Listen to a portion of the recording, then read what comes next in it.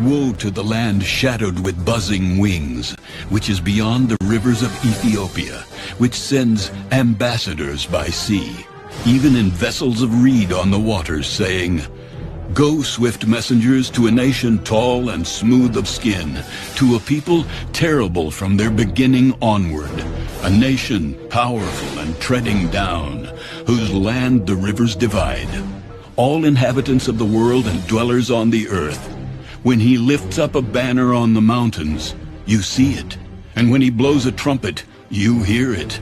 For so the Lord said to me, I will take my rest, and I will look from my dwelling place like clear heat in sunshine, like a cloud of dew in the heat of harvest. For before the harvest, when the bud is perfect and the sour grape is ripening in the flower, he will both cut off the sprigs with pruning hooks and take away and cut down the branches. They will be left together for the mountain birds of prey and for the beasts of the earth. The birds of prey will summer on them, and all the beasts of the earth will winter on them. In that time, a present will be brought to the Lord of hosts from a people tall and smooth of skin, and from a people terrible from their beginning onward, a nation powerful and treading down, whose land the rivers divide, to the place of the name of the Lord of hosts, to Mount Zion.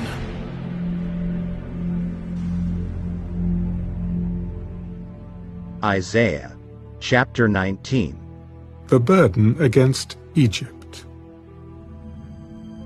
Behold, the Lord rides on a swift cloud, and will come into Egypt. The idols of Egypt will totter at his presence, and the heart of Egypt will melt in its midst. I will set Egyptians against Egyptians. Everyone will fight against his brother, and everyone against his neighbor, city against city, kingdom against kingdom. The spirit of Egypt will fall in its midst. I will destroy their counsel, and they will consult the idols and the charmers, the mediums and the sorcerers.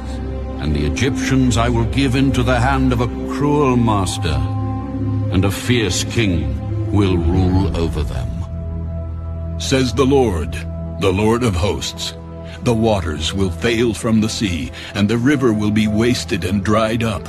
The rivers will turn foul. The brooks of defense will be emptied and dried up. The reeds and rushes will wither.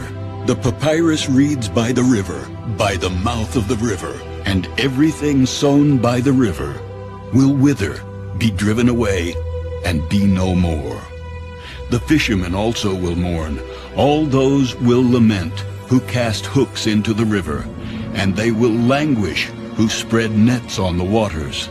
Moreover, those who work in fine flax and those who weave fine fabric will be ashamed, and its foundations will be broken. All who make wages will be troubled of soul. Surely the princes of Zoan are fools. Pharaoh's wise counselors give foolish counsel.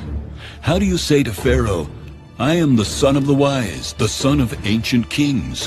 Where are they? Where are your wise men? Let them tell you now, and let them know what the Lord of hosts has purposed against Egypt. The princes of Zoan have become fools. The princes of Noph are deceived. They have also deluded Egypt, those who are the mainstay of its tribes. The Lord has mingled a perverse spirit in her midst, and they have caused Egypt to err in all her work, as a drunken man staggers in his vomit. Neither will there be any work for Egypt, which the head or tail, palm branch or bulrush may do. In that day, Egypt will be like women, and will be afraid and fear because of the waving of the hand of the Lord of hosts, which he waves over it. And the land of Judah will be a terror to Egypt.